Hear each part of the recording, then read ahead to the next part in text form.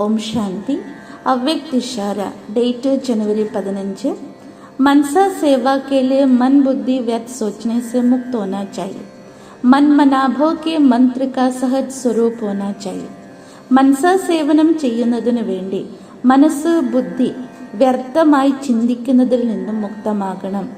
മന്മനാഭവത്തിന്റെ മന്ത്രത്തിന്റെ സഹജ സ്വരൂപമായി മാറണം.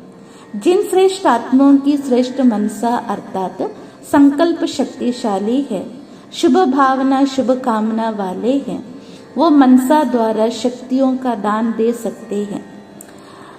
ഏത് ശ്രേഷ്ഠ ആത്മാക്കളുടെ ശ്രേഷ്ഠ മനസ്സ് അതായത് സങ്കല്പം ശക്തിശാലിയാണോ, ശുഭഭാവന ശുഭകാമന നിറഞ്ഞതാണോ, അവർ മനസ്സിലൂടെ ശക്തികളുടെ ദാനം നൽകുവാൻ സാധിക്കും.